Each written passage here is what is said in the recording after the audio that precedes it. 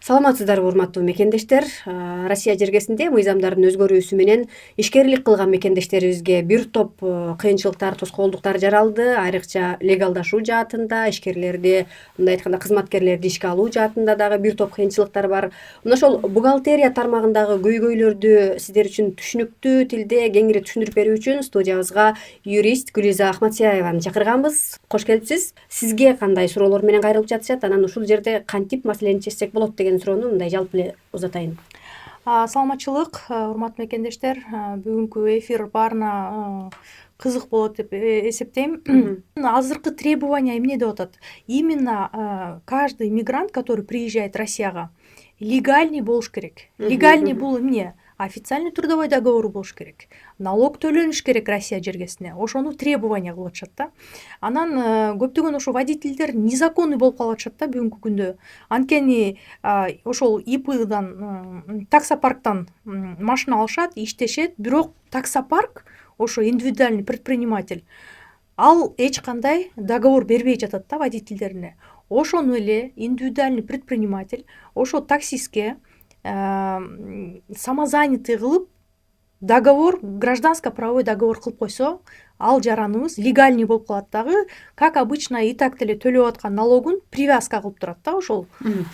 Күз эже тактаганча кетели. Буга чейин сөз болгон, самозанятость менен иштегенде мындай бир салык кызматына уведомление жетпей калат экен. Анан эмгек келишим, эгер таксопарк эмгек келишимин бере турган болсо, анда ол чойгон чоң салык төлөгөнгө мажбур болуп калат депчи. Мындай айтканда, ушул жагдайда кантип өтсө болот да? Мындай чоң салык төлөбөй, ошол эле учурда тигилер менен дагы келишим түзүп. Да, бүгүнкү күндө принимающая сторона деп коет. Ким ошол иностранный жаранды ким иштете турган болсо, өзүнүн предприятиясына, индивидуальный предприниматель болобу, ООО болобу, ал эч кандай документ бербесе ошол иностранный жаранына, ошол эле заматта миграционный служба проверка менен келе турган болсо, индивидуальный предпринимательствого 400 000 рубль штраф салынат, ОООлорго 800 000 штраф салынат. Это принимающий сторонага. Ошондуктан мен көп водительдерге кайрылат элем, именно индивидуальный предпринимательство иштеткен таксопарктарга. Өзүңөрдүн водительдериңерге эч кандай коркпой эле гражданско-правовой договор түзүп койсоңор, алар дагы легальный болот, и силер дагы защищенный болосуңар да. Биякта эч кандай штраф төлөбөйсүңөр. Мына бүгүнкү күндө эмне деп атышат? Эгерде водитель нелегальный жанагы реестрге түшүп калган болсо, и силердин таксопаркыңарда иштеп жүргөн болсо, ар бир ошо таксопаркка дагы 400 000 штраф келет да. Жана ошондой эле ар бир водительди силер жумушка алып атканда реестр контролируемых лицтен текшеришиңер керек. Эгерде ошол реестрда болуп, бирок силер ошону менен эмгек келишим түзө турган болсоңор, ал базага да кирбейт. Анан кийин силерге штраф төлөнөт да. Бүгүнкү күндө ушинтип, мындайча айтканда, отслеживать этип атат да ар бир мигрантты. Ар бир мигрантты бүгүнкү күндө легальный болушун Россия тарап требовать этип атат. Ар бир мигрант налог төлөсүн, баары тең легальный болсун деген требование. Ошондуктан мен таксопарктарга дагы кайрылып кетет элем. Өзүңөрдүн водительдериңерге гражданско-правовой договор түзүп койсоңор, уведомление бере турган болсоңор, ал киши перевозка пассажиров заниматься эте берет дагы, и дальше ошо налогторун өзү төлөйт. То есть силер таксопарк төлөбөйсүңөр анын налогун. Таксопарк өзүңөрдүн налогуңарды прибыльга ал бухгалтерия жактан төлөй бересиңер. Бирок ал водитель болсо өзүнүн прибылина и так деле налог төлөп атабы, ошол тейден төлөп кете берет. Мисалга ИП дейли, ИП ачкан таксопарк дейли. Ал канча адам менен ошол келишимди түзө алат ГПХны, мисалы? Бүгүнкү күндө 100дөн ашык киши менен гражданско-правовой договор түзсө болот. 100дөн ашык? Мындай бир чектөө барбы же мындай чегинен ашып кетсе кайра айыппулга жыгылып мындай? Бул жакта деген ИПнын да өзүнүн ограничениялары бар, доходность жагынан. Эгерде ал доходность жактан канча миллиондон выше болуп кетсе, да, там уже ООО ачышка туура келип калат да. Эми мен 100дөн ашык киши ошо таксист болуп бир индивидуальный предпринимательстводо иштейт деп ойлобойм да. То есть андан азыраак болсо керек. Урматтуу көрүүчүлөр, дагы бир ирет кайталап тактап өткүбүз келет. Эгер сиз кайсы бир айдоочу менен ГПХ келишимин түзө турган болсоңуз, анда салыкты таксопарк эмес, айдоочу өзү төлөйт, Да, это салык эмес, бул именно налог деп коет. Подоходный налог на какую-то услугу. То есть подоходный налог. өзүнүн ал услуга кылып атат да. пайданын салыгы болуп калат ошондо. Ошонун салыгын өзү самостоятельно төлөйт да. Ушундай эле жагдай биздин көпчүлүк кыз келиндер сулуулук тармагында иштешет. Салондор дегендей, салондордо деле көбүнчө ИП менен анан көбүнчө ИП менен иштешет эми. Алар деле ушул эле система менен договор түзсө болобу, келишим түзсө? Гражданско правовой договор менен келишим түзө албай калышат салон красотадагылар. Алар только трудовой договор менен түзөт. Бүгүнкү күндө МРОТ боюнча 34 миң, 35 миң болуп калды. Ошондой зарплата коюп туруп, ошо биздин жаран кыздарды өзүңөрдүн ошо салон красотага трудовой договор кылып койсоңор жакшы да. Пенсионный отчисление кетет. Кийин пенсияга чыкса деле ал жардамын тийгизет. Жана ошондой эле силердин деле индивидуальный предпринимательствоңарга деле мындай жакшы нерсе да, ал легальный болот бир чети. Ошол силердин салонуңарда иштеген кыздар проверка келе турган болсо, силерге да зыян тийбейт, ал кыздарга да зыян тийбейт. Бияктан деген өзүңөрдүн эле прибылиңарды ойлой бербей, силер ошол биздин иштеткен жарандардын да көйгөйүн ойлош керек да.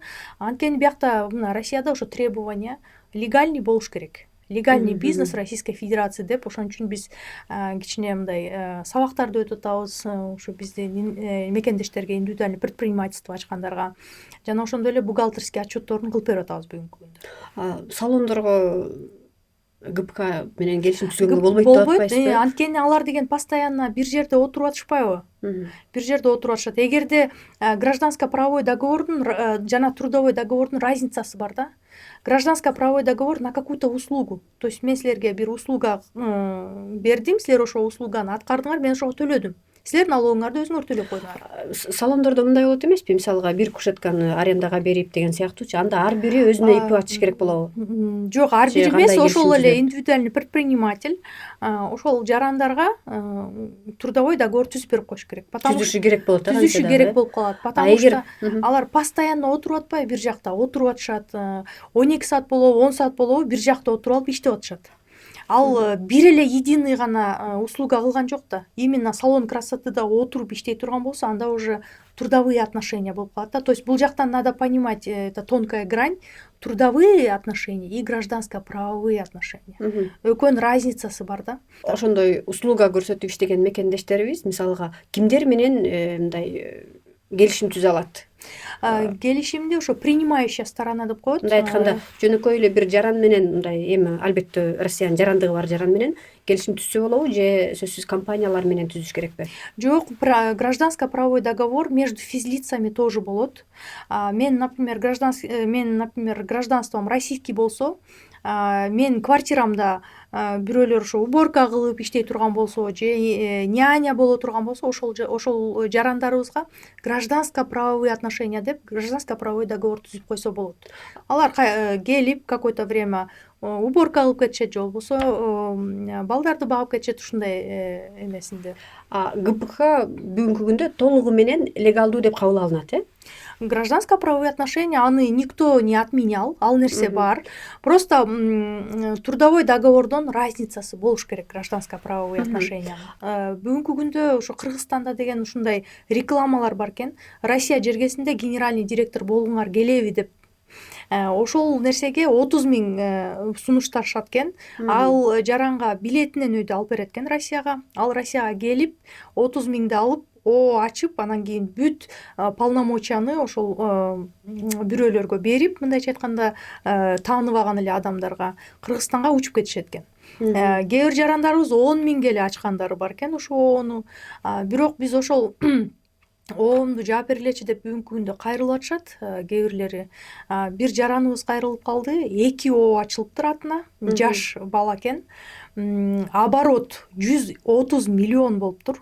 Оборот, доход 130 миллионго биз налогун эсептеп көрсөк 7 миллион 800 миң налог болот экен да.